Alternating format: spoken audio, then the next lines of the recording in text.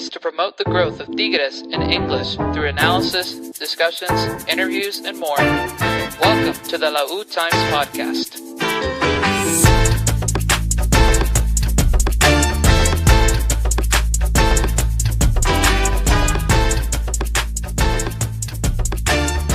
And we are back, ladies and gents. This is the Lautimes podcast, the only podcast on planet Earth talking about Tigres in English.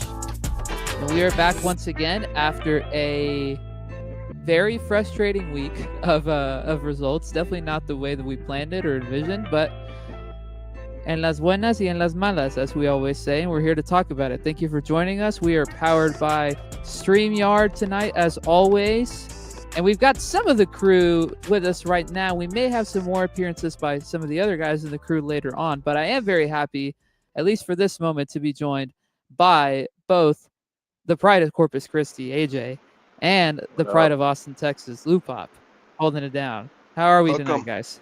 Welcome. Come on now, Lou. College football's back, baby. AJ said, "Keep your stinking college football out of my Tigres podcast." Let's keep it out. As Lou's wearing a maroon hat is crazy. There you go. For real, dude. For real. I need to get rid of this thing. I love it. Before we get going, thanks for being here. If you're watching right now, we already have 12 people on the stream. If you're watching on YouTube, like this stream, subscribe to the channel if you haven't already, share this link with somebody. And if you're watching on Twitter, give this stream a retweet, repost, give it a like, give it a share, follow the Twitter account, do all the things, helps us get out to more people, because that's how the algorithm is. You need that interaction, that engagement in order to make stuff happen. And if you're watching right now, hang out with us in the chat. Live in the chat, give us your thoughts, your opinions, your takes, your venting that you need to do about the last week of stuff. And if you're listening on podcast later, thank you for being here. Don't forget to subscribe wherever you're listening to right now. Okay, full agenda tonight as always. Let's start with the bad. We'll start in Miami last week. We were going to do a post game had the boys won, and obviously that did not happen because they didn't win. Unfortunately, the Leagues Cup run for Tigres is over following a 2-1 defeat in Miami. Angel Correa scoring the only goal either side of two penalties scored by the legendary Luis Suarez. On a bad night, not just for Tigres, but for the entire league, because all four Liga MX teams once again are out of Leagues Cup before the semifinal, which means that in this new format of Leagues Cup, there's only been one team that's ever made the semifinals, like since 2023, and that happens to be our neighbors. So just a bad night for our league overall, but a frustrating game for us, considering the high stakes, the talk of the game, the hype around the game. It was very frustrating. So just, Lou, I'll kick it to you first. Your initial thoughts on just Wednesday night in Miami and how frustrating it is to see that Leagues Cup run come to an end early again, like it has the last couple of years. Really disappointing. Felt like it was a varsity versus JV type of game. It seemed like we didn't get the memo that it was an elimination game and we needed to be more intense. Just disappointing performance from the boys overall. I thought we never really went for it, especially the first 45 minutes. There was no intent to attack at all from our guys. Very content with dribbling in the middle third, having some possession in the middle third, but there was never any clear intent on how we wanted to execute once we entered into the final third, in which we had very few entrances into the final third. It was a really poor effort from our wingers, from our fullbacks, from Bruneta, from Gorriaran. There was really no action, no threat from us at all to Miami the entire first 45 minutes. They started out the game and a minute 50 in had the first great long ball from um, Busquets to Luis Suarez, like literally long 50-yard pass right at his feet. He was able to turn. It didn't turn into a shot, but already you could see the intent that they wanted to play direct. They wanted to, skip the entire middle third and just go straight at us, and they did. The entire night they did what they wanted at will. We didn't put up much of a fight. So it was just a poor performance. I think once we went in at the half, Pizarro, you could tell, kind of coached them up a little bit because we came out and at least started to threaten a little bit. But overall, we just didn't do enough on that night to be able to advance. Miami were the better team. Um, I thought their fullbacks were great. They had some really good performances from guys that I did not expect. Frey, for example, was really good. And I did not have that on my bingo card, man. That guy cooked us. I mean, he cooked Herrera, he cooked Garza the entire night. I mean, he was going right at us, dribbling into space, passing.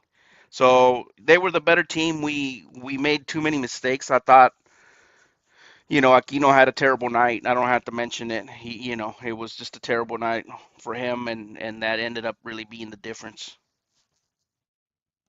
AJ, I'll kick to you next, as I agree with everything that Lewis has brought up so far. Um, let's just dive right into the penalties, right? Like that's been one of the big talking points in the aftermath of this game is the handballs that led to those decisions.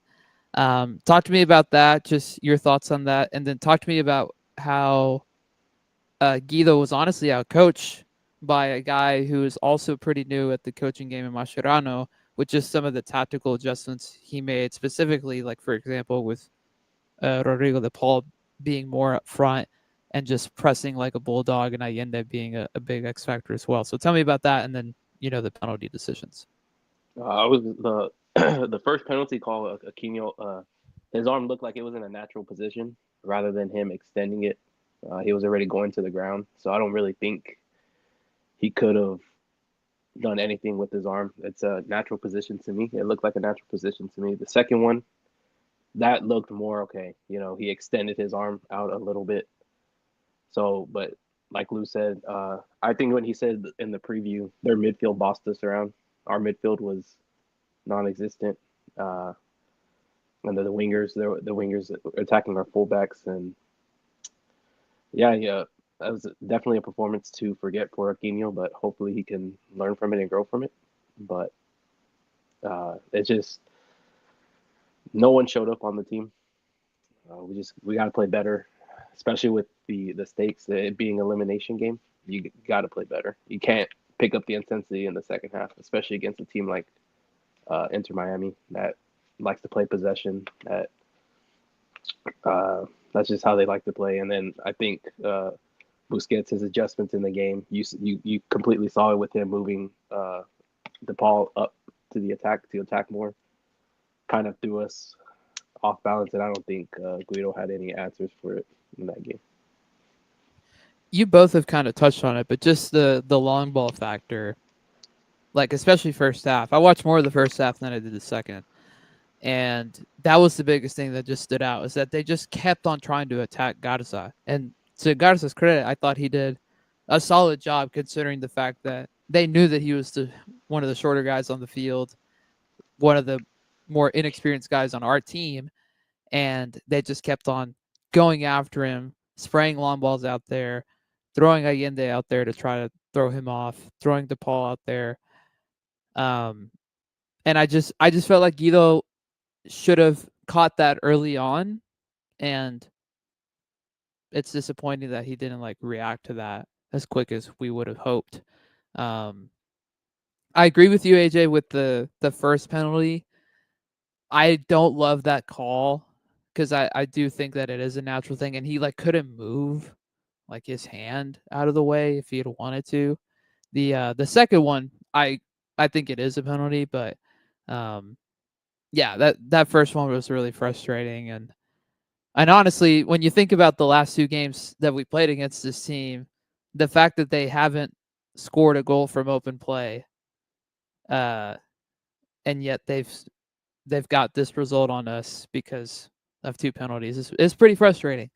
Um, all three of our goals that we scored against them the last 2 years have been an open play, and all three of theirs have been from the penalty spot. And yet we're 1-1. Like that's not. I don't think that's a fair result or a fair indication of how the game should have gone. Um, Mind you, Miami did play well. I was impressed with their back line. Um, Not impressed, but just I just was expecting them to make mistakes, like we talked about last week in the preview, and they didn't. Like Falcon was honestly fine. Um, Lujan, who I didn't think was going to start, honestly fine. Um, Yannick Bright, I thought was solid. Like he's kind of a more underrated midfielder in that Miami system. The guy that I hyped up last week, Segovia, honestly was one of the worst players on the field. At least for them. So looking back on it, I'll ask both of y'all this: is there anything that you would have changed to the starting 11? I know hindsight is 2020, but had we had a do-over, what would you have changed um, to hopefully have made things better? The if it's all like you said, hindsight, right? It's all 2020. Like you can't go back and say, oh, after reviewing these first 45, this is what I would do. But in hindsight, because we got nothing out of Osiel Herrera offensively and very little out of Garza offensively too, you could have switched to five at the back. You could have played like a 3-5-2, for example, and maybe threatened a little more, and which would have given you maybe a little more solidity defensively, because then you can play Purata, you can play Joaquim, you can play Zwarg, and then let Garza and Aquino kind of own that wing. Um, so I think that could have been a good option. Um, Going to what you said about their back line, really we never tested them. Mistakes, you have to force them. And think about the goal we did score.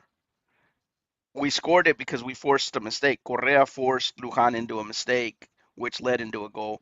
And that was really like one of the first or second attempts offensively that we had the entire night, and it was like 50 something minutes into the game, dude. I mean, it was pathetic. Like the first half, we really didn't do anything. We never went at them, and that's the thing, that sometimes your best defense is your attack, right? Because if right off the bat the opponent senses that you're not gonna attack at all, that you don't have any intent to try to attack up the wings, what they're going to do is they're going to play direct. They're going to send more numbers into the middle third, and then some of their wingers are going to push up.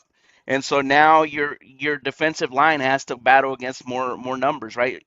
Right off the bat, you had Allende and Suarez, but then now you're adding Frey, you're adding Segovia, you're adding DePaul, and so now your back line is having to really work. And right off the bat, like 15 minutes into the game, they had already three opportunities, and and they went at us. They were playing direct. They were happy to give us possession, and they said we're just going to play direct and we're going to roast you guys. And that's what they did, because the entire night we didn't try to push. We didn't try to force anything. And it's not until we got into like desperation mode that we started to overload the final third, and then that's when you started to see more chances happening. But I mean, the first 45 minutes were completely wasted by us, and it was just a timid, very shy type of attitude from our players. I thought they didn't rise up to the occasion. I think there was a little bit of maybe them being starstruck. Some of these guys are still young, and being around Messi and company, I think might have caused them to be kind of starstruck, kind of nervous.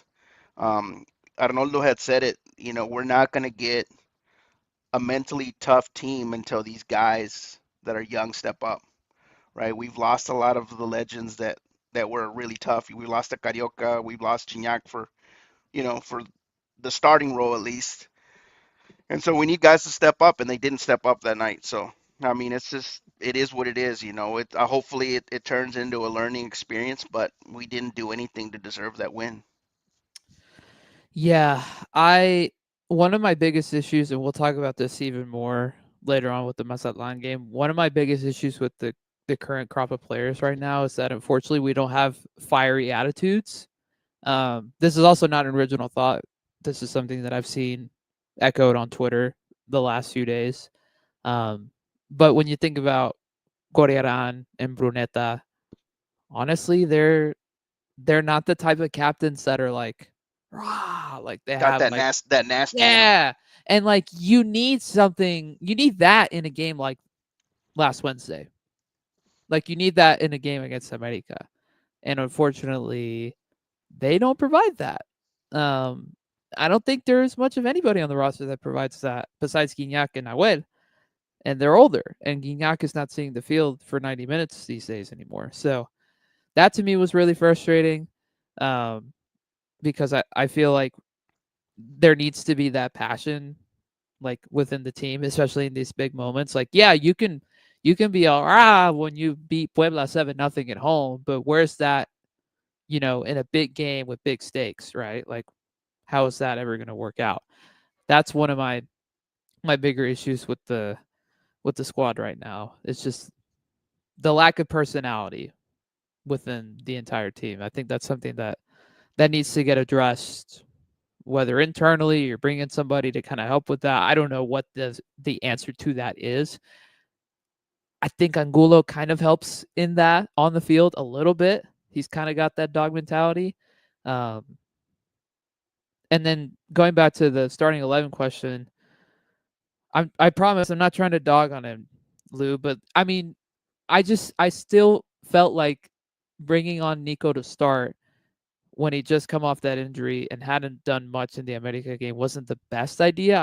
I still feel like we should have started Gacelo, at least from the get go, and then brought on Nico and Ibanez on later, or Nico and Gignac on later. And I also would have brought in Joaquim. Like I wish he would have started and just played that game in general. Um, Maybe you ditch Aquino and you put Romulo out on that right back spot, like we've kind of thrown out in the group chat recently. But those were the things I would have changed immediately, um, had we had a do over, just because I felt like that would have helped things better from an attacking perspective. I mean, look at what Gacelo almost did at the end of the game. He almost scored this freak of a goal that just double doinked and ended up not going our I way. got news for you, Dennis. Nico would have scored that goal. You think so? Oh yeah. Just saying. I mean, you guys want to hate on my boy Nico, but Nico would have scored that one. I will Yeah, say this though. I'll say this. Oh, go ahead, AJ. Go ahead, and then I'll say I'll this. plug in. Like I know like in the group everyone's like anti Nico. I get it. But when the midfield doesn't produce or It doesn't doesn't, matter. it doesn't matter who's up top. Like you're Yeah. not, no one's gonna score if if your midfield isn't like. And that's the thing. As a forward, your forward isn't supposed to be your playmaker. Your forward's supposed to be your finisher. Your midfielders is what makes everything happen. And when your midfield doesn't, they can't create anything, then your forward's gonna obviously ghost. So I think like with Nico, you with anybody up top, it doesn't matter. If your midfield isn't producing, then no one's gonna produce up top. That's just how it is. We saw that with Miami. Like our midfield was nowhere to be seen, and we didn't have a chance until like Lou said in the 57th minute. Yeah. So it all starts in the midfield. Yeah, and that's why I think Dennis, like, pretty early on, we should have switched to five at the back. Yep. If you're not going to get any production from Herrera, pull him, Yep. pull him, because then at least you're solid defensively, and now you can start to build up from there. Yep. Um, like I'll say this: do you know how many touches Nico got in that first half? Not off the top of my head. 6 touches. You know how many of those were in the final third? 0. One. 1. And you know Okay. why he got that touch? Because it was a recovery. So he recovered the ball and then passed it from there. So one touch, but it wasn't created by the midfielders. The rest of the touches were in the middle third. And that's why I asked you guys, like, yeah, you want to complain about Nico, but what did Correa do? Absolutely nothing. And why? So we don't question the quality of Correa because we know his quality, right? So if a guy like Correa couldn't produce anything, why are you expecting a less quality player like Nico to produce? That's fair. That's a good point. And the thing you got to ask yourself is why was Correa not producing? And I think the answer goes to what AJ's saying. The midfield didn't produce anything. Yep. So when your midfielders, circle the ball around in the middle third and never make any passes into the final third with some clear intent, with some purpose, then it's It worthless, doesn't right? matter. Yeah. Like go back and watch that first half. How many touches did Correa have to get behind midfield? We're wasting a great talent by making him come and get the ball, distribute it into nothing because the wingers weren't even pushing up. So there wasn't like he gets the ball at midfield and there's nowhere to go with it besides the middle third or a pass back into the initial third. And that's where Guido should have realized pretty quickly on, hey, I'm getting no production from these cats. So let's switch up the formation. The game needs to change at that point. And and sadly, I think he had a good talk with them at halftime. That did change the game a little bit. I thought we came out a little better. The first ball Nico got that was decent was across from Correa, and he actually took a shot on it. Yep. And so it goes to show like our forwards can be productive. Correa and Nico Ibanez can be productive. Correa and Gacelo, even Correa and Gignac can be productive. But we need our wingers. We need Brunetta to step up, Borreran to step up. If they're dead, then the game changes. It's a different game. A lot of I feel like the success so far, at least from what we've seen in the 4 or 5 weeks that we play this season, I feel like so much of our success depends on whether or not Brunetta does his job as the deep line playmaker if he's on, honestly. And maybe sometimes that doesn't matter too. Like even in the America game, like besides the goal, what else did he do, right? But so much of how we need to play runs through him.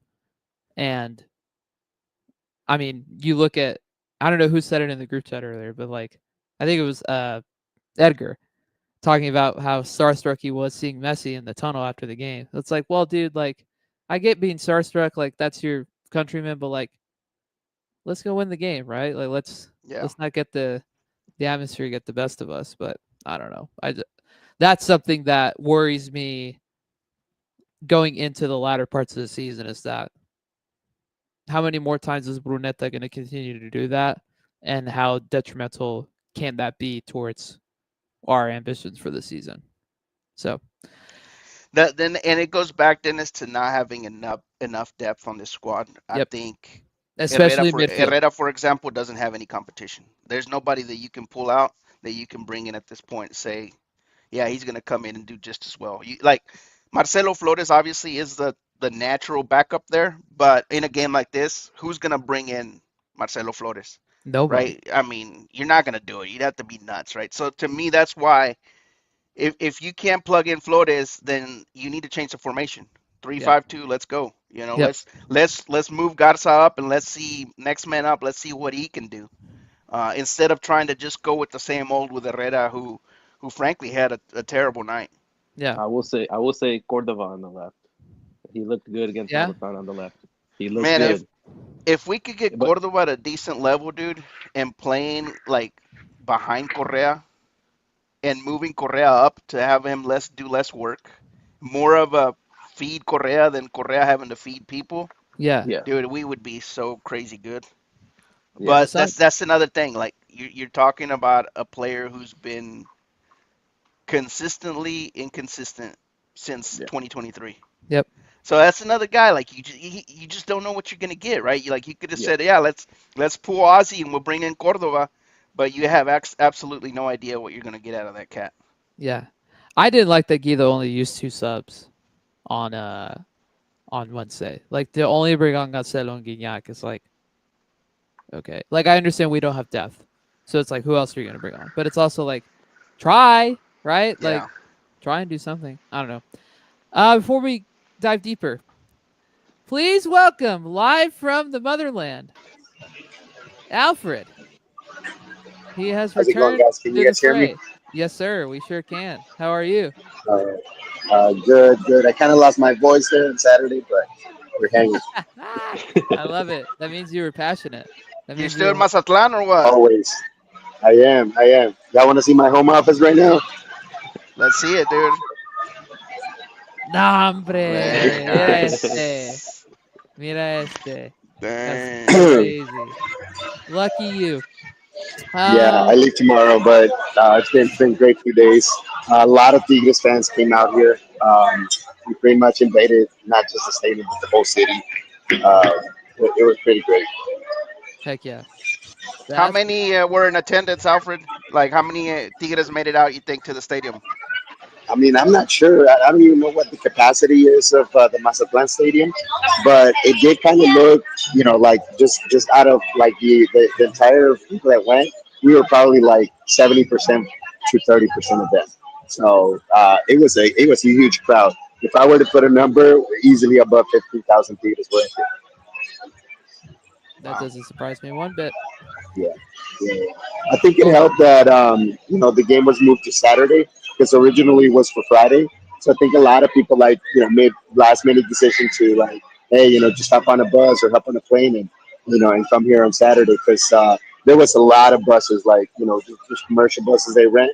A lot of buses outside the stadium, packed with people.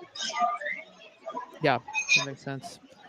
I'm glad you got to experience that. We'll ask you more about that here in a second. But is there any other opposition or thoughts or takes about that Miami game we need to that we need to share real quick from you two? Okay, before we start, I got to give my hot take here, right? Come So on y'all now. remember the Club World Cup final, right? Kuala Moani has a goal at the end, that they could have won the World Cup for France, and he missed it, right? My boy Lou said, that if Nico was there, he would have made that goal. 100. No, no, but No, no. The only reason I say that is because it's a header. A header, like Nico's pretty solid in the air. no, I get you, bro. No, I've been listening to you guys. I mean, I pretty much agree with everything. Yeah, I mean, it doesn't matter who you plug up there.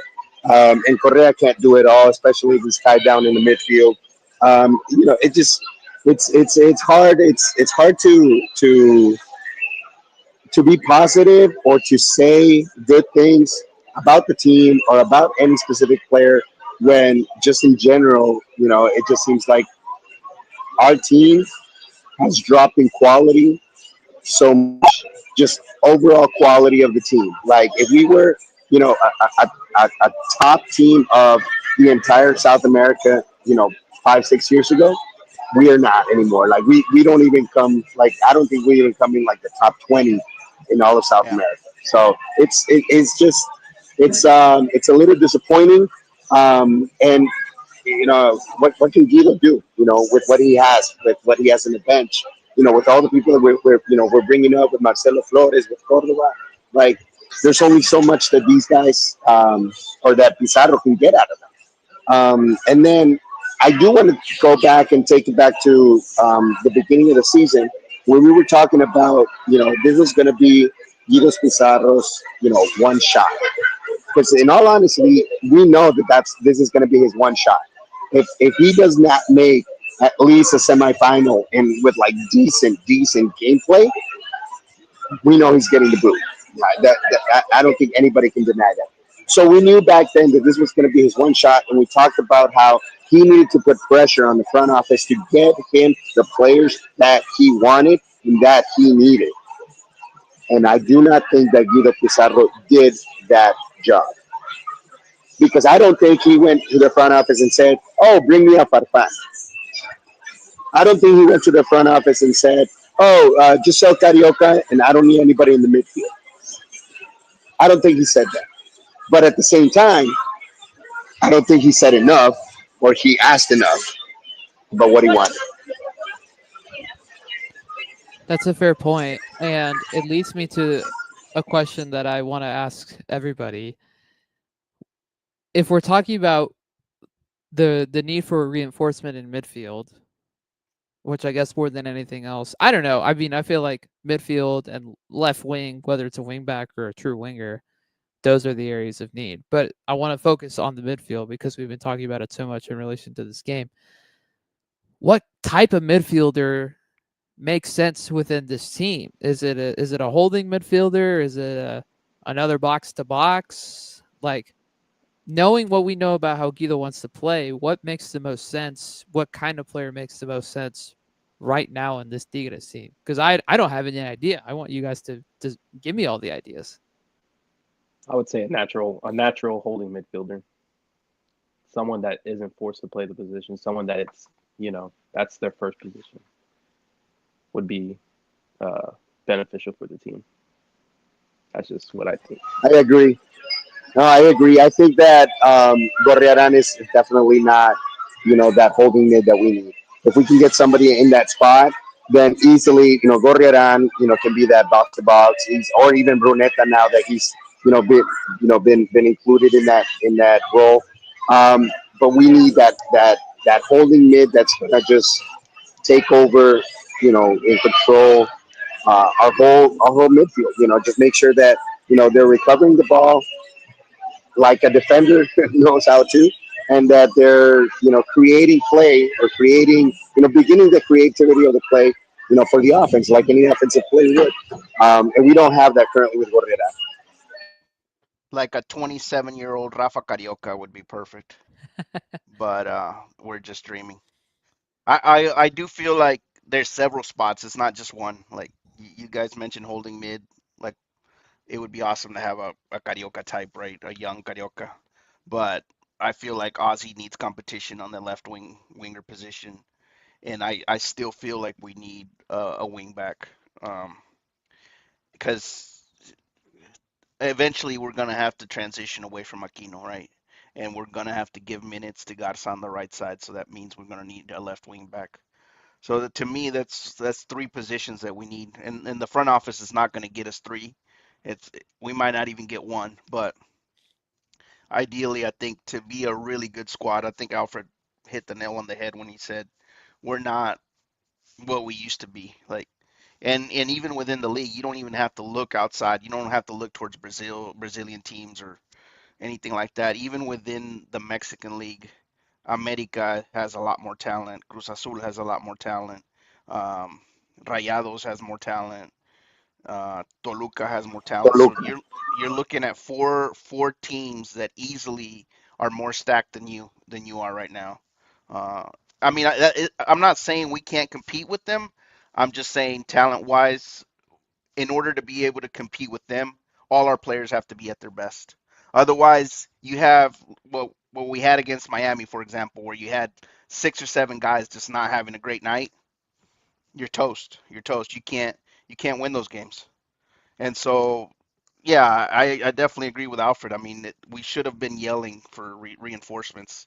And Guido's a young coach, man. I don't think he wants to make too many sways. He doesn't want to stir the pot too much, and I think that's something he's gonna have to learn, right? To kind of send some messages through the media, like, oh yeah, we could, we need a player. You know how the good coaches do it, right? They throw it out, right? Like this team needs reinforcements, and that's kind of their way of letting the front office know, hey, I'm putting you on the spot. You got to go out and get it, and he hasn't done that, right? Because he's new. He's learning as he goes, and he's probably trying to impress the front office by moving Correa to the 5 and seeing how it goes.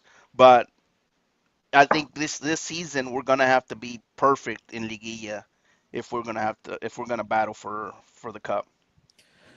Rapid fire question before we move on to the Mazatlan game. With the one foreign spot we have left, which is ridiculous that it hasn't been filled to this point, what do you use it on? Do you use it on a left winger, a left wing back, or a holding midfielder? Lou, Left winger. AJ, I'd go left winger. Alfred. Holding mid. I would say holding mid. That's my answer. I say left winger because we've seen the system work with Gordian at the 5. We've seen it work. It can work. With Ozzy, he has no competition, so he can take days off and without having to worry about No one's gonna like my backup's Marcelo Flores. Yeah, I think if you can get a backup for him, it can elevate his game to where he yeah. has to be on top uh, week in and week out. Hey Jay, I'm gonna disagree with you. We've seen the system work against Puebla. We've not seen the system work against America, against Miami. Heck, I mean, there's even a couple other games there that weren't even against top dogs, and we didn't see it work. We've seen the system work seldomly.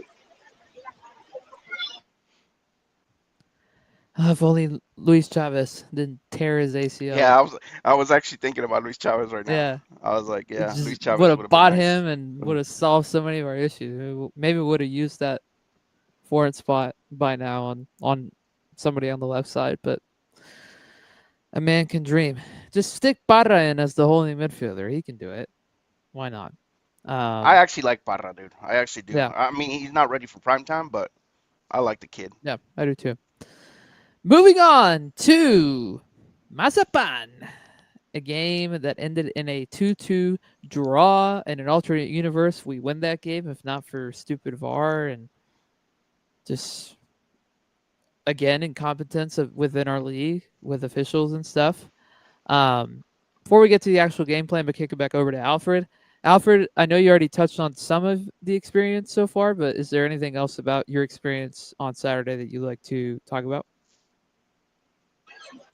Sure. No. Well, first of all, it was my first time coming up here to Mazatlan.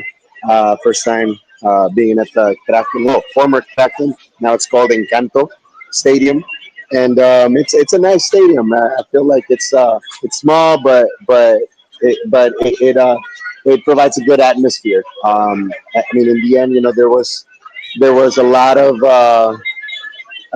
things that impeded our crowd from being able to make our presence felt like we usually do.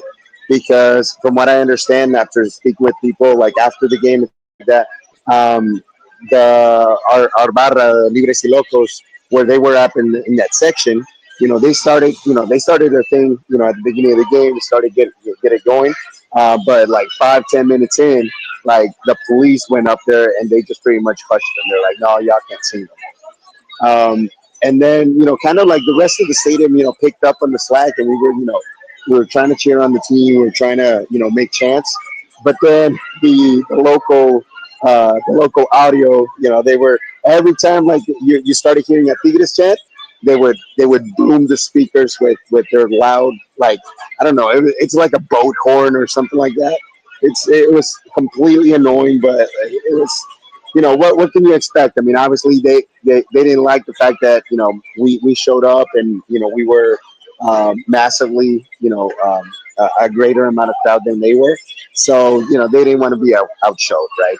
Um, but aside from that, I mean, I think it was a great experience. The Mazatlan people are great; like they're all very kind. I think what I uploaded earlier on TikTok, like the certain events that happen with police, was more just like them trying to fill their quota where they have to, like, they have to catch people or something. I don't know, but because there was no fights, no fights broke out. There was nothing, where I don't think anything has come up on social media that was negative or anything like that. So yeah, it's just part of I guess the way the Mexican the Mexican authorities are. That's just the way they are. And then just in general, I think that the crowd, we didn't like the first half, obviously. You could sense that there was a lot of tension, especially since we were one man up and we couldn't get it going. But on the second half, it kind of lit up, especially after Guido Pizarro, made some of the subs, and the team just pretty much all went forward. What did we end up with like three defensive players, right? So like it was offensiva all the way, and the crowd felt it. Like we were honestly rooting hard, hoping for the win.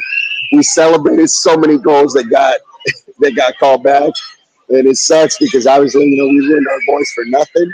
But at least we got the tie. Obviously it would have been a lot more disappointing if we came all the way over here and they experienced a loss. But a great time overall. A great time overall. If you've never been to Mazatlan, I would highly recommend it. It's a great beach city, very beautiful. Too bad you didn't get to see your boy Samir live in the flesh since he just moved to Saudi Arabia. I'm playing. Um, Hey, but he gosh, got Jordan Sierra, he got Jair, Fierro. Oh yeah, oh Fierro. yeah, yeah, yeah. When they're announcing the players, like all the theaters, we were booing all the players, like regardless. And then when Siboldi's name showed up, everybody applauded. Oh, I have that's a clip of awesome. that. Yeah, I That's have a clip awesome. of that, so I'm hoping to be able to upload it maybe tomorrow. I love the. I really love the moment where Guido and Siboldi hug like right before the game started, and Vigon's like right there, like cracking a smile. That just gave me so much joy. Um, oh, well, we kill to have Profe Siboldi back with us in some way, shape, or form, but that would require us talking about the front office, and we're already pissed off at this front office enough, so I'm not going to touch on that subject for the time being. But as far as the Yeah, actual, I don't think Siboldi's going to come back until the front office leaves. yep, It's basically a divorce. Kind of like what happened with Tomas Boy back in the day with Sinergia. Um, we're never going to see Siboldi again unless there's a complete wipeout of all of ownership and everybody involved currently at the front office and who are involved in just that mess in the Siboldi gate, right? yep. Um, Hey guys, I really enjoyed talking to you guys, but my wife I think is gonna be mad that I took this long. I told her I was only gonna be on for like 10 minutes. But you guys He's take it got away. some Y'all are doing a great job. he's got some Marlin tacos that he's gotta go eat, bro. Ándale, ándale por la Hey, playa. I'm not. I don't have a pina colada waiting for me. I don't. I Man, promise. I don't. Whatever, I'm so whatever. envious right now. I'll see you See you, man. guys. Nos See you, vemos, bro. Romulo. See you later. Oh man, hilarious. Um, Oh man, this guy's living better than Eduardo Tercero right now, bro. Living the best life. Man, I'm jealous, man. Cold beer, some tacos in Mazatlan, bro. That ocean breeze coming through, oh and we, yeah, you know, yeah. I'm jealous for sure. Okay, the actual game. Frustrating result in the midst of being up a man literally the entire game, basically. Um, Joaquim starting for the first time this season and then him getting a concussion. Chuy Garza getting pulled after 25 minutes after that first goal, which felt really harsh. Um, Correa saving our butts again. Guignac scoring, or almost, or scoring, but then getting called for offside. Nico scoring. Brunetta actually doing a decent job when he came on. Same with Cordova. The return of our favorite tuna sandwich. Um, lots of bits about this game, and then obviously Nahuel being a disaster. Um, one win in our last five, including this result. Cause for concern, or do we need to re-emphasize the calma that Lou and I were trying to harp on Saturday after the game? before we hand it over to AJ, bro, I want to just share some stats with you real quick. So in the last three games, which we lost 3-1 to America, 2-1 to Inter Miami, and then 2-2 to Mazatlan, which a tie that felt like a loss. If you don't count the PKs for Miami, we've allowed 7 shots on target between those three games.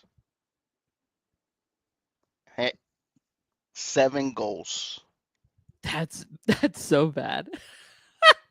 So we've That's allowed 7 shots on target and 7 goals. And the XG for the opponent, 2.76 combined in 3 games. 2.76, and you're allowing 7 goals, bro. I mean, I don't want to put those stats out and say that we've been good because we haven't been good, but we haven't been as bad as the numbers make us look. Um, I keep harping on this, and I said it after the Cruz Azul game, that second leg where we got eliminated in CONCACAF, that Pizarro really needs to look at the mental aspect of the game, um, in more ways than one. Not just our attitude, not just how we approach games and our fire during the games, but also our IQ during certain moments of the game. It's very low right now. Um, we tend to take plays off, which has been an ongoing issue even prior to Pizarro, but it's now starting to pile up on us, and it's starting to show on the stats where you're allowing more goals than really what the opponent's putting up. So like the opponent's not overwhelming you with shots, yet you're giving up goals. Like you look at this Mazatlan game, mental mistake by Chuy Garza to not defend his back, right? The guy just jumped over him and scored. You need to do a better job of boxing out, right? You're the last guy there. You know the ball is coming towards you. You need to box out. I know he's a smaller defender going against a taller guy. You need to find a way. And he didn't put up any fight. I mean, the guy just went over the top and headed it in. And then the second goal was a bad pass from Brunetta where he's not even watching where he's passing to, and he tosses it back to Nahuel, which leads to a mistake and leads to an easy goal by them. And so the entire night we were chasing the game. You allowed that first goal, which gives them a ton of confidence. Then you allow them to go up 2-1, increases their confidence, and now you're chasing it. And so it frustrates you as a player, and just brings down your overall confidence. And so mentally, this team, Pizarro needs to work on them, because right now we can afford to make mistakes, but once the odds get higher, that's going to come back to pay us, to pay, you know, costly for us. So we need to be really careful. I've always said that the present feeds on the past, and we've been carrying these type of scenarios for a long time now. We haven't fixed them, and like look at how we got knocked out in CONCACAF, mistakes. How we got knocked out against Toluca, mistakes. And so it's a pattern now. And yeah, you could be playing halfway decent, but if you continue to make mistakes like this, you're going to continue to lose games. And with Pizarro being such a young coach, the pressure is going to continue to mount, right? The voices keep getting louder. Now there's talks about, oh, let's look at Almada, let's look at this coach, and there's all these people complaining. He's not a bad coach. The team is not playing terrible, but it's right now is the time to fix that. You gotta nip it. Whatever it is that's happening, you gotta nip it, and you gotta this next game against Santos, you gotta be a lot better, and you gotta talk to the team. Hey, I don't care if you win 1-0, 2-0, 3-0. I don't want any mistakes in the back, none whatsoever. Right? You gotta be sharp. You gotta hang the zero, and that needs to be a pattern, because stuff like this is what ends up killing you in Liguilla, and then that's what ruins your coaching tenure. That's what's going to end up killing Pizarro if he doesn't fix it. Go ahead, AJ. I was gonna say we like some of these fans need to like calm down on Pizarro. It's more take point that anger to the front office more than the coach. He's working with what he has. You're not making signings for him. This is what you're gonna get. So I think how many managers have we had in the last 3 years? Four, 3 or 4. Yeah. Like you need stability at the manager position. Like it's honestly reminding me of Manchester United a little bit. They're constantly putting a new manager, constantly new tactics. They buy players that fit a certain manager style. They get rid of that manager. Now you have players that don't fit the style your coach has, so he has to work with that with because of what you did in the front office. But no, everything that Lou said, I agree with. There's just mistakes. Mistakes is what's killing this team this year. Uh, I think like especially the Brunetta pass, like I don't like when I saw him pass it, I was like, okay, why did you pass it back? Because even I think it was Garza who looked back, like where are you passing to? Like no one's there. It's just the forward that was there.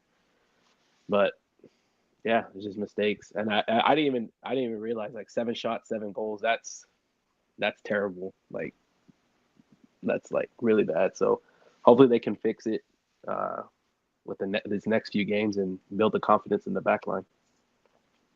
If you're gonna have that many mistakes with this older roster that has experience, you might as well put the canteranos in. Like if you're gonna see mistakes, put the kids in. It's not gonna happen. Although it would be great for the youth minutes. But it's like Brunetta can never ever play that pass. Ever. Right? Like Nahuel can't make those mistakes. Ever. Chewy, for as great as he's been this season, he can't just fold defensively like he did on that first goal. Right? And now like I can't imagine how his mental is after being pulled immediately after that goal after only playing 25 minutes. Like that doesn't happen. Like people make mistakes that lead to goals. You know, even today, like Lou and I know we're not watching together, but watching at the same time this Liverpool Newcastle game, which was absolutely bananas. That Newcastle first goal, Lou, would you say that Milos Kerkez, the left back, needs to do better there of like Yeah, boxing out Bruno G? Absolutely. That's the same absolutely. thing that Chuy Garza needs to do. He needs to box out. It doesn't matter if you're short or not. Like you have to put up some sort of resistance. You can't just like, you know, be a statue in the box. It just can't happen. So um that mentality of like, like, oh, if we make mistakes is fine that the players seem to have, like it's got to stop. Like it has to stop. Again, this team has way too much experience. Even if it's not the most experienced Tigres team we've ever seen, Corriaran's been in the game for a long time. Brunetta's been in the game for a good while now. He's been at Tigres long enough. Um, these guys have all played with each other a decent amount. Like they have to do better, considering the fact that there's not going to be much change as far as the roster goes. Going back to AJ's point about the front office, like we keep saying it, like the coaching, if we keep changing coaches, if we become Man U 2.0 or Chelsea 2.0 in that regard, then what's the point, right? Like you have to change something else if it's not the coaches, if it's not the players' fault. And until the Mauricios are gone, then what else is really going to change? I mean, at this point, like think about what has happened this summer as far as like our outgoings. Reifu left on a permanent to Juarez. That was like a month ago at this point. And then Samir's deal just went through like 2 weeks ago. And we made decent money off of that deal. We made Saudi money off of that deal. Are we not using it? Like let's fix the team. Let's add some more numbers to the flank. Like this can't be the transfer window that we've had so far cannot be like it cannot end the way that it is right now with just Correa and this backup third string goalkeeper and whoever else I'm missing. Like it cannot be that. And Lopez, it cannot be that. There has to be more. Um, so I'm in agreement with the consensus of everybody needs to calm down on Guido because yes, Guido still has things to learn, but a lot of this situation is out of his control. And I think that game on Saturday was a perfect uh, example of that. Yeah, and Guido, I think, is gonna have to learn to trust his bench. I know we've talked about it that even from a fan perspective, we don't have a lot of trust. But if you have players disappearing during stretches of the game and you don't pull them, that sends a bad message to the squad, and it makes you look bad as a coach. Um, there was some positives coming out of this Mazatlan game. I was happy to see Cordova kind of have a spark. I thought he looked good at times. So that Finally, kind of gives you some hope, right? Maybe there's a guy there that you can bring off the bench when things aren't going as great in the midfield.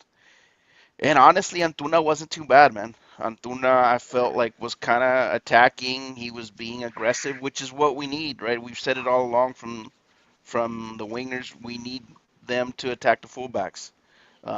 Good things happen when you're aggressive and you go one on one and you dribble at them, you force mistakes, you're able to make some clean crosses, get inside the box. That sort of thing is what we need to be able to ease the load off of Correa. And so if we can get Guido to maybe start rotating the squad a little bit, I think that's going to help too with the confidence of some of these guys. Hey, rest them, let them kind of get past that mental hurdle that they're going through, and then also maybe start activating some of the guys from the bench. Maybe you start getting some productivity out of the bench, and that looks good going into La Liguilla. I think he's hitting a really critical juncture right now in the season where he's kind of going into the soft part of the schedule. So he needs to take advantage of it. You got Santos, León, Chivas, Pumas, Querétaro, Atlas. So it's kind of a soft schedule all the way through September, and then once you get into October, the schedule kind of toughens up a little bit. So right now is when he needs to work on his squad, get those youth minutes in, get the bench players going, rotate the squad if needed, and then get everybody playing up to speed. Reduce those mistakes, right? Start putting up some clean sheets. That's the kind of thing that'll build your confidence. And then once you start playing the tougher schedule into October and November, you'll be going in firing it all on all cylinders. Would you like to guess the number of youth minutes we've attained so far? Either of you? I'm gonna go 250. Okay. AJ? I would say 220. AJ's closer. 193. Oh, haven't even broken We're at 200. the bottom by about 80 minutes compared to second bottom, which is Santos. Interestingly. So, I will say that, like, I think you said it in the group, Lou, that Yignac looked good. He looked like he shook off the rust a little bit. Yeah, He looked like his old self. Not like his obviously his age. He isn't going to be able to do what he did younger, but he looked like a threat again, yeah. and that's something we needed up top. And I think that is going to grow his confidence. He's like, okay, I can still do this. So hopefully we can utilize the even if we don't use him the full 90, we can at least use start him a couple games and move on from there. But he did look good. Yeah, absolutely. thank goodness, because any chance we can see him play on the field from now till the end of May, we will take it. And he got robbed, dude. He had one Yes, and he sir. got robbed, completely Yes, he robbed. did. The Yeah. the Federation Yeah. tomorrow will have to come out with the VAR audios or whatever. I'm pretty sure they're cleaning them up right now, doing some heavy duty editing because I don't know how you come out and justify those calls, man. Ridiculous. Like if the call on the pitch is onside and then VAR just says, "Hey, no goal," I'm gonna need a better explanation than no goal, my man, because that looked clean. And have the ref go to the monitor. Yeah. That's the whole I point his of being. the There's defender's arm, his defender's arm was holding him and it kept him on. It was like his elbow was like extended, so he had extra space. But I agree. I think if the call on the field's too close, don't mess with it. Like just let it stand. But that yeah, that terrible. foul on Gignac too. He got his shirt Yeah, tucked, like you could see his like shirt his coming shirt. off, like Yeah, skin showing and everything, and no call on that one either. Like there was three calls there that could have gone our way that didn't. And that's another thing. Like we've been sort of like unlucky with a lot of Yeah. calls. Like Yep. you mentioned the first penalty against Miami. Where it's a judgment call, right? Is the arm natural or not natural? I mean, that could have swung both ways, and then we get these three calls in the Mazatlan game that none of them went our way. I mean, we've been kind of unlucky in that sense too. They robbed my boy Puratovic of a goal. That's all I gotta say. I Yeah, was ready to say that in the chat too, Puratovic, but unfortunately it didn't happen. Um, yeah. I mean, I don't feel like we need to say anything else about this game for the circumstances to walk out of that having to rely on a very last gas goal by Nico, and then also to get robbed. But to walk out of that with only getting a point, despite being up a man for 90 plus minutes of that game, that's tough. That's a tough pill to swallow, I would say. So Was that a goal by Nico or was that a golazo by Nico, bro? it was a golazo by I would say Nico. Yeah, Golazo, Yeah, Golazo yeah. for it sure. was. I will give him that for sure. All right. Threaker! I was waiting for you, big guy. Saying it's embarrassing. First comment Yeah. of the night. Only took us an hour. Thank you for joining, my friend. Yeah, it is embarrassing. I mean, Embarrassing, embarrassing, embarrassing, like man. I said, it's 4 losses in 5. Going back Yeah. to the LAFC game. Only 1 win since that LAFC game. That was uh the Puebla game. So, But I'm not giving up on the squad, Dennis. Like fact. I still trust in Guido. I trust his tactical mind. I trust his leadership. And I trust the boys too. I mean, I'm losing a little bit of confidence in Herrera. I'm a little worried about him. But overall, I still think we have enough to compete. I do hope that the front office adds pieces, but I like our boys, man. I mean, I still like our squad, and having Correa, a guy that can kind of take over games, is a huge plus for me. Yep.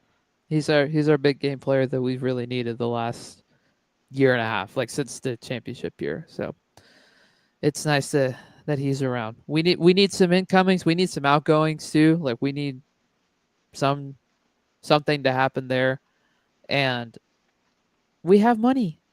Like Yeah, we've made money this summer. Like money should not be an excuse, especially with how we're backed by Cemex. But we'll see what happens. Quickly, Santos on Saturday on the road. That game, I believe, is 8 o'clock, 8 p.m. 8 p.m. 8 p.m. game. kickoff again. Although it will be on TUDN this time, it won't be on VIX exclusively, so it'll be easier to watch for everybody. As far as I understand, Santos are still having a rough go in the league. Um, last time I checked, they were near the bottom or at the bottom, and they are currently actually they're sitting in 11th place right now, which is not the worst, but only 2 points from last. Um, what do we want the lineup to look like on Saturday? Actually, hold on. We need to answer this question from Threaker. Who did Antuna come in for? Because he was low-key playing. He low-key was playing good with Linus. Good question. I do not remember that sub at all. I mean, I know it was late. It was one of the last 2 changes. I think he came on for Aquino. That Yeah, makes because sense. Linus ended up playing. Didn't Linus ended up playing like right back Yeah, for a little bit of the game? yeah. Yeah, Antuna did look good, man. I thought he was aggressive. Yeah. I liked what he gave us. He came in with a purpose, and that's what you want to see out of a guy like that. Maybe we go back to the Linus a right back experiment that we've seen time. I'm kidding. I'm kidding. Let me stop. Let me stop. I just want to see how far I could say that statement without Lou making faces at me, and I went further Dude, than I I, thought. I'll say about this about Linez, bro. I think you got if we remove Correa from the equation, I think Linez has been the most consistent player we've had Yes. all season. Yep. Even in the Miami game where he wasn't great, I thought that first half he was the only guy that was actually trying from the midfielders, Yeah. and he in the second half he improved, and then in Mazatlan I thought he went for it all night. He was going for it. It was just it's tough to break a low block when there's 9 guys in defending in the box. You know, it's Max. Yeah. so. But he's been really consistent. I've been really happy with him. And you know, I wouldn't mind exploring a partnership with Antuna or even trying Antuna at the left winger position to see how that Yeah. works out. Might as well. I Never forgot to know. say with the Mazatlan game, there was like a couple of times where, like with Correa, when he had that bad second touch, when he Oh was one on yeah, one, one on one, and then Chewy when he beat the left back and he was gonna cross and then he took a bad touch and it went out. So it was just like yeah. mistakes like that that really killed the attack. I thought that first one he was really gonna put it away, Correa. Yeah, I was like, oh man, this is perfect for him. And then that second touch, I was like, Uh, oh, yeah, just botched it. yeah. Um, lineup for Saturday. What do we think happens? Do we get a how many changes? I guess compared to this lineup that clearly did not work, despite being up a man a couple of days ago. What do you think changes? I think Gacelo goes back to the bench. He starts Nico again. Um, but other than that, I don't see too many changes. I think he's gonna stick to the tried and true 4-2-3-1 that he's been testing, that he's been working on, and I think he's gonna pretty much leave the same 11. But I think he'll rotate more into the second half. So I think you might see Parra come in. You might see even like Cordova or Antuna get some minutes as well. I think Barra needs to start again. This is a good game for him to start from the offset and to again keep racking up those youth minutes. But I think Goriaran will end up getting benched for Bruneta. If I had to guess, I bet that will happen again, where Bruneta and Parra are the two in midfield. Which the last time that happened We was look the good. last time we won a game. Yeah. So I'm not saying it's going to happen again, but I am saying that it's possible. Um, do we still not know anything about Angulo? Vladimir Garcia came out this morning and basically said that he's trotting around. He's getting ready to make his return, but not to expect him for another 2 weeks. Okay, so not till after the international break, Yeah. essentially. Okay. Obviously Joaquin will not play. He's out with concussion, so he will definitely be out for next game. And I would expect that Burata just immediately slots back into his starter spot. Although it would be very funny if he's just like, screw it, Rafa Guerrero, get thrown Yeah. into the fire. Yeah. Yeah. Right, dude. No way. No way. Um, everything else I think will be standard. Like Garza, even though he got pulled 25 minutes into the game, like who else are you going to put at left back? Yeah. No one. Not until Angulo comes back.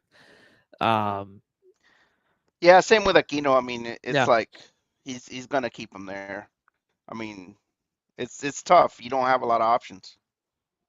unless he brings in Farfan. Farfan is the one guy that could come in anywhere on that back line Yeah. and be a change, but I don't Play see him that at left happening. fullback and then bring Garza to the right. For I some mean reason, this he's been very reluctant to do that, though. Like, when that have you seen him plug in Garza at the right back? yeah, but this is the game where you try Like that though. Aquino has switched. Like Aquino has played left fullback, Yeah, but I have not seen, at least this season, I have not seen that happen once where Garza moves over to the right, and I don't know what the thought process is there. yeah. This is a game to try Farfan, I think, because let's be honest here. Santos is not that difficult of an opponent compared to some other teams in our league. This is the game to try and see what happens. And if it doesn't work, it doesn't work, right? Like I don't know. Yeah, I don't think it's gonna happen, but I would like to see that happen just to switch it up. AJ's back. We lost him for a second, but he's back here. Um, score predictions. I'm gonna go 2-0 Tigres. AJ. 2-0. I'll go 2-0. I think they'll get a clean sheet this game. Um, 1-0. I think it will be a very ugly game. I'll take it. I'll take Unfortunately. it. As long as we get a clean sheet, man, I'll take it. Yeah. Boy, Or does That's is what it I gonna want. be? You're saying ugly, like define ugly. Like, is it a game where we barely get that one, or yeah. I mean, the goal's gonna come like late second half, and it'll just not be a pleasant watch. Threaker saying if we're winning with a good score like 2-0 at 7 and try Farfan and Loroña. Oh, that's a good shout actually. yeah? Loroña did look good on the right back position, right fullback position. Now, He hasn't tried it too much this season though. I would not Unlike mind last season. starting with that. I would not mind starting with that from the offset, just to give rotation. Yeah, Will that happen? Probably not, but I wouldn't mind it. Threaker asking, how are we on minutes? I guess you weren't here earlier when we talked about it. I mentioned it a few minutes ago, but we're at like 193. 92. Yeah, 193. We're not even at 200. We're the bottom team in the league, unfortunately, with these minutes. Shocker. So Tapia would help with that. Honestly, this would have also been a great game to throw in Tapia, but I think he's hurt, and nobody has come he out and is said hurt. why. He is hurt. I think Three, I think Vladi came out and mentioned something yesterday about it, and but didn't give too many details as to what's going on. yeah, there's a reason why Felipao has been the backup goalie all these games recently, because that would not happen in normal circumstances. Okay, so that game is on Saturday, and then after that we will have FIFA break, so the boys will be off for a little bit of time. Surprisingly, they're not going to be making a friendly appearance up here, uh, at least that we are aware of. There's no like Tigres Tour USA happening, at least during this international break. Maybe it'll happen in October and November, but as far as we know, there's nothing on the calendar during that break. Real quick, speaking of the FIFA break, there are 3 guys who are joining the national team for camp. Purata, Ociel, and Lines, right? Those are the 3. Yep. So they will join the national team for those friendlies that they have coming up. And I couldn't tell you who they are against, to be honest. Now, we're winding down here on the show. Again, if you're watching, thanks for being here. Keep hanging out in the chat with us. Threakers getting a little lonely. We need some more activity over there. Rapid fire on a couple things really quick. Let's start with feminine side of things. Ovalle is going to be in Orlando, I believe, on Thursday of this week to officially make her move to the Pride. She was able to get her send off over the weekend on Friday during that All Star game against Barça Femenil. Great reception for her, even though it was with all the crazy weather and the rain and all that. But good to see her play in Monterrey one last time before she moves. They do play tomorrow, Tuesday of this week, against Querétaro. Lou, would you inform the people of the time change that just dropped about that? Yeah, so they put up a post earlier today saying that the game against Querétaro tomorrow is at 3 p.m. So if it's 3 p.m. Mexico time, that's 4 p.m. U.S. Central. So it'll be right during the workday. So you'll have to find some good links or something on your work laptop to watch it.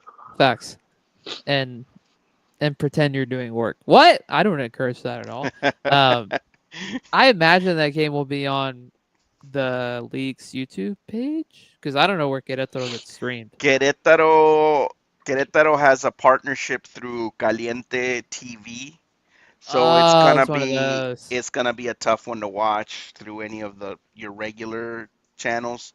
So we're gonna have to find some bootleg links, some shady links to watch it with. We are definitely not going to be on Roja Directa. Not at all. Anyways, so they'll play tomorrow. That should be on paper. We talked about it last week. On paper, when you think Querétaro, you should think that's an easy win. But they have a good coach, so it should be probably a much more difficult game than we would expect. Trigger saying hour break before lunch. I mean working hard. You get it. You get it, my friend. Um, am I missing anything else feminine wise as far as news and stuff goes? There hasn't been. Well, okay, let's talk about the player they just brought in. Um, from the Houston Dash, and what ended up being a very weird deal. We are bringing in her name is Barbara Oliveri, right? Did I get the Olivieri, Yep. Okay. Olivieri, yeah. So she's coming to us from the Houston Dash. However, she technically is now a Boston legacy player. Boston is a new team that's going to start in the NWSL next year in 2026. So what they did is that they bought her from Houston and that they're loaning her to Tigres for the rest of this Apertura campaign. So she'll only be here with us until December. Thoughts on that move, just as a concept, because she's more of a attacking player than she is a midfielder. Just kind of thoughts about that and the fact that she's only going to be here for basically 4 months at this point. It's not a player I foresee having any significant impact on our squad. It's a player that's going to add depth to our squad, but I don't see a player like her breaking into the starting 11, for example, and getting significant amount of minutes. Really just impacting the overall, game. To me, it's one of those that doesn't really move the needle much for me. I've heard that she's much improved from previous years, but what I saw from her when she played here at Rayas, which she would have been very young, really she's not a very impactful player. However, from what I've read, she's improved quite a bit. I guess with through coaching on being in Houston or whatever. So potentially maybe a player that can come off the bench and give us a bit of a spark, but I don't see her being significant for our squad. Do you have anything to add to that, AJ, or is that pretty spot on? It was pretty spot on. Although Lou said he didn't like the signing because she was an Aggie. I get it. I get it. But but no, honestly, but because she only played her freshman year at A&M, and even then, like even when she was at A&M, I think she needed more than 1 year because she played a year and then she announced she was gonna forego her eligibility to play pro. And even then, after that year, I still think she still needed more time to develop. But she decided to go the pro route. But yeah, definitely, she's not someone that moves the needle. Just I think it's more for squad depth more than an actual impact player right now. Yeah, I guess it's an interesting decision considering the state of the team and the fact that she's only going to be here till December is really interesting. Um, I don't think much will come of it. I would be shocked if she plays more than like 200 minutes, to be honest, throughout her time here. But we'll see what happens. But they play tomorrow, as we mentioned, and then don't they have a game later in the week? Or am I tripping about that? Good question. I couldn't tell you how their schedule works out um, after tomorrow. Um, we'll talk about that here in a second. Another thing we need to mention really. Sunday against Chivas at noon. Oh, at Chivas too, yeah. Yeah, so 1 p.m. Noon Yeah. game at Chivas. So Jeez, and el solazo way. yeah, that's Yeesh, that's gonna be a tough game. that's brutal. One other thing we need to mention is the Leyendas game in Monterrey this weekend. I think Alfred said he was gonna maybe try to go to that. I don't remember what he said exactly. But Tigres Legends versus Barca Legends happening at El Volcan on Saturday night.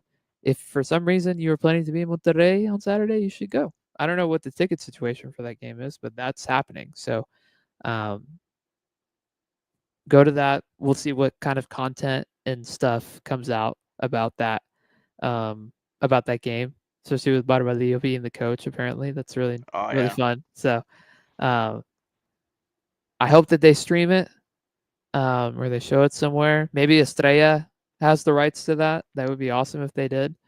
Um, so be on the lookout for that. I think that's it. Am I missing anything? we didn't have any from the vault moments. No, no. We needed the outline. Double elimination. Slacking. I'm kidding. Um, we also need him to start some rumors. I was talking about, you know, more noise being made for transfers. We need more noise from double elimination to stir the pot. That's what we need. We haven't gotten a single name for any player now. Have you noticed that that's completely died down? Like I know a lot of the stuff was just baloney. Like Guido Rodriguez, for example, I had a feeling that was not gonna ever happen. Dude, and now he's But starting at West Ham yeah, because they don't have anybody else. Yeah, so I mean, there was names that weren't realistic, but there were names floating around. Right now, I haven't seen a single name for anything, anybody, anywhere. Ni de Like chicharrón. the only, yeah, not even Chicharron. And the only name floating around is for a departure for Joaquim that's being supposedly pursued by Vasco da Gama. So it's not good news. I mean, to me, that's one of those like it's really concerning. Absolutely. I got a vault moment. Go ahead. Um, so August 23rd, 1975 was Ay, nombre, el año del Kikiri. the first time we ever used a yellow jersey. Wow, We really? used to be blue with the white With the with the white, yeah. with the yellow whatever, and they switched it to yellow with the blue franja right here. Yeah. So that was the first time in August 23rd of 1975. Shout out to Tigres jersey for posting that one. Woo! I wasn't even And the a reason thought. for the change from blue to yellow is that we had gone on a 21 game losing streak and they felt like they needed to change something up. Nice. So maybe the front office will learn to not use the third kit, bro. Yeah, that sucker's cursed. That sucker's. I feel like all the white and gold kits we've had Yeah, over the dude. last few years are just cursed. Because even like we only used the last white one from the championship year, like the retro one. We only used it a couple times, but I don't think it's that cursed compared to the one that we have now. And I really hope this third kit that we're getting in January, the black and green one that's been leaked, which looks incredible. I really hope that that's not a cursed kit either. Was it 2020 and 2021 when we had the other white and gold one, right? I think so. That sounds right. Yeah, in 2014 we also had it. Um, it was white with the really nice like yellow gold accents. Yeah. Yeah. Um, You got it in the collection? oh yeah, As you always do. I got them all, bro. I know you do. Um, gosh, I didn't know that. That it was that long ago, at least. I knew that like we had to make that switch as part of the history, but I didn't know it was 75. It's a long time. And that's when things turned around for us. Facts. So The white/gold and black yellow kits are cursed. yeah, dude, we had a rough time with the Batman kit too, bro. That Yeah. one, that one Yeah. was that one was rough.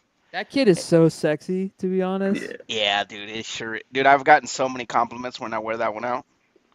But I it's don't for games. No, there you Woo! go. Woo! It's beautiful. I got that sucker on sale too. That's how I Shout got out mine. I got mine on sale too. on the cheap. Shout out Dick's Sporting Goods. Um, yeah, I got nothing else. You guys got anything else? We good? We're We're good. good, bro. We're good. We're good. Sweet. Let's go All get right. Santos. Let's get him on Saturday, bro. That's right. Okay, listeners, viewers, watchers, participants, thank you for joining us tonight on another episode.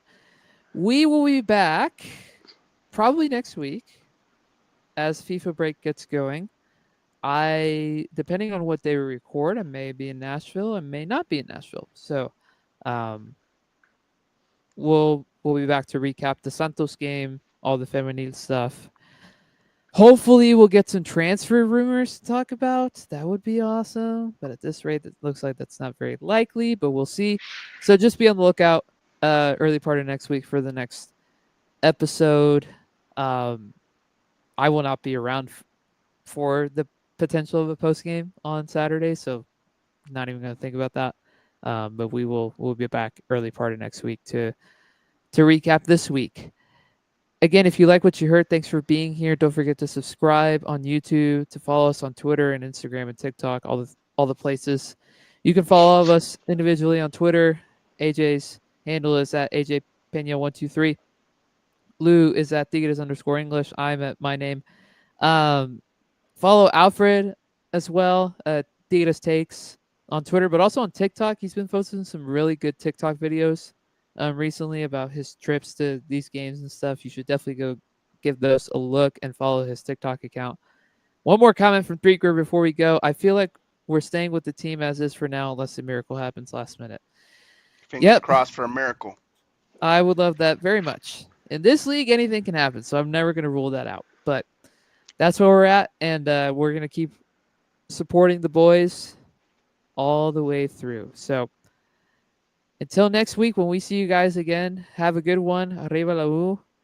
Lou and AJ, thank you for joining me, and we'll talk to you guys next week. Adios. Peace. Later.